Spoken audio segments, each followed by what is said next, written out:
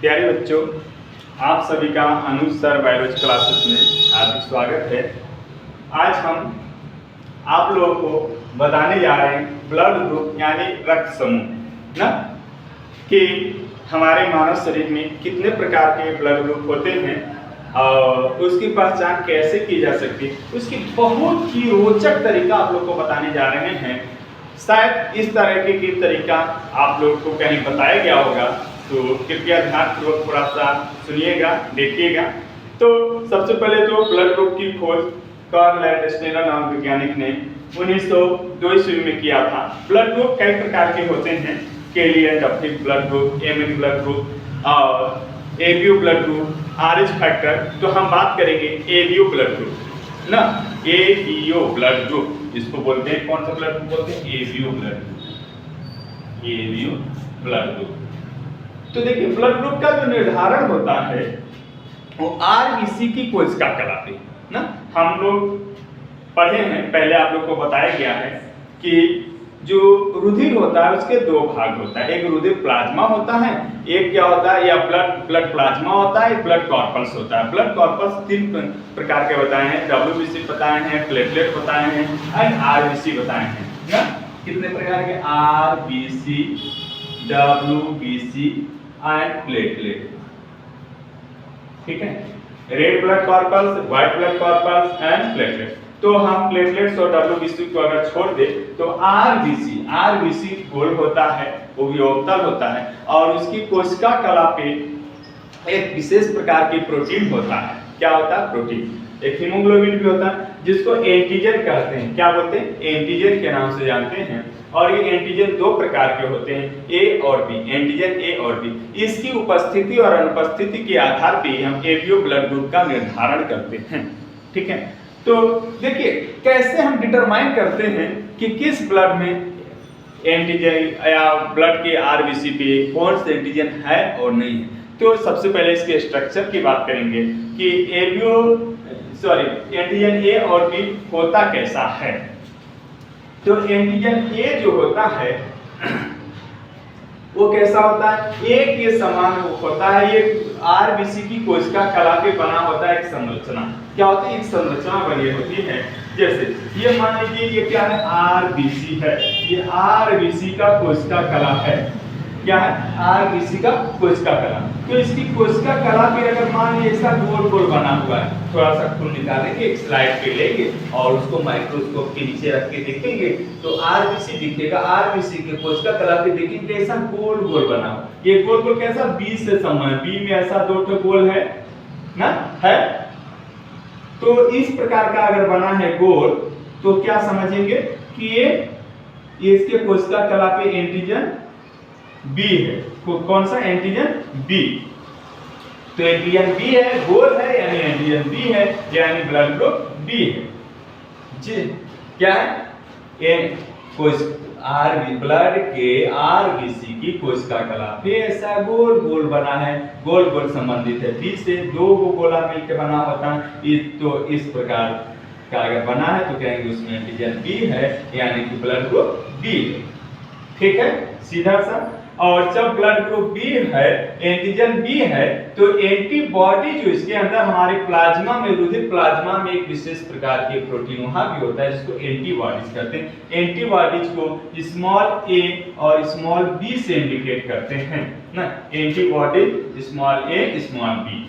ठीक है, तो एंटीबॉडीज की जो संरचना होती है वो कुछ इस प्रकार की होती है। अगर इसकी इलेक्ट्रॉन माइक्रोस्कोप से स्टडी की जाए तो ऐसा दिखेगा। और इसके यहाँ पे इस वाले भाग पे कुछ में ऐसा बना होता है और कुछ भी इस प्रकार का गोल सा बना हुआ आता है, कुछ में ऐसा कोन जैसा बना हुआ होता है। ठीक है, तो अगर ये गोल गोल बना है तो गोल गोल किससे? बी से संबंधित है। और अगर ऐसा तिकोना बना हुआ है तो ये किससे संबंधित है? ए से। ऐसे कर देंगे तो ए बन जाएगा। ठीक है, तो ऐसा बना है यानी कि एंटीबॉडी ए है। और अगर गोल बना हुआ है तो उसमें एंटीबॉडी बी। ठीक है, तो हम ये पूरा संरचना बना कर खाली ये वाली संरचना को बनाएंगे। तो जब एंटीजन बी है किसी के आरबीसी के, तो उसके रुधिर प्लाज्मा में क्या होगा, एंटीबॉडी ए होगा। क्या होगा, एंटीबॉडी ए होगा। इसलिए और उसके यहाँ पे ऐसा बना होगा, कैसा होगा, ऐसा ए के समान, ए बस ऐसे कर देंगे तो ए बन जाए। तो ये इसके कौन सा ब्लड ग्रुप हो गया, ब्लड ग्रुप बी। बी में एंटीजन बी और एंटीबॉडी ए होगा। पहचान लेंगे, ऐसा देख करके पहचान लीजिएगा, ठीक है। ये इसलिए होता है कि अगर ये ऐसा तिकोना है तो कहीं आके फंसेगा नहीं, क्या दीजिएगा, ऐसा गोल गोल है तो इसमें फंसेगा नहीं। और अगर ये मान लीजिए ऐसा गोल वाला रहता है वो, तो इस पे आके चिपक जाता तो ब्लड कोगुलेट हो जाएगा, कहीं बढ़ने में दिक्कत होता ना, तो जम जाता, ठीक है। तो इसलिए विपरीत एंटीबॉडी होता है, एंटीजन के विपरीत होता है। तो ब्लड ग्रुप बी में एंटीजन बी और एंटीबॉडी ए होता है, और उसी तरह ब्लड ग्रुप ए में एंटीजन ए होगा और एंटीबॉडी बी होगा। एंटीजन ए बाहर में ऐसा त्रिकोण बना होगा, क्या ए बना होगा, क्या ए के समान बना है, ठीक है। और इसके ब्लड प्लाज्मा में क्या चीज है, एंटीबॉडी बी है, इसलिए यहाँ से देखिए गोल गोल बना, ताकि इसमें जाकर फंसे ना। ये गोल है भी नहीं फंसे, त्रिकोणा है फंस जाता, ये इसमें नहीं फंसेगा। यानी कि बहने में कि रुधिर बहने में अगर ब्लड बह रहा है तो आराम से बहेगा, कोई दूसरे को डिस्टर्ब नहीं करेगा, ठीक है। तो ब्लड ग्रुप ए में एंटीजन ए और एंटीबॉडी बी, ठीक है। और वही ब्लड ग्रुप ए बी, क्या ब्लड ग्रुप ए बी में क्या होता है, एंटीजन दोनों प्रकार के होते हैं और एंटीबॉडीज कोई नहीं होगा। क्या होगा, कोई एंटीबॉडी नहीं होगा। और एंटीजन दोनों, यानी कि इसके कोशिका कला पे ऐसा गोल गोल भी बना होगा और ऐसा तिकोना भी बना हुआ आपको मिलेगा, ठीक है। और कोई एंटीबॉडी नहीं होता है, एंटीबॉडी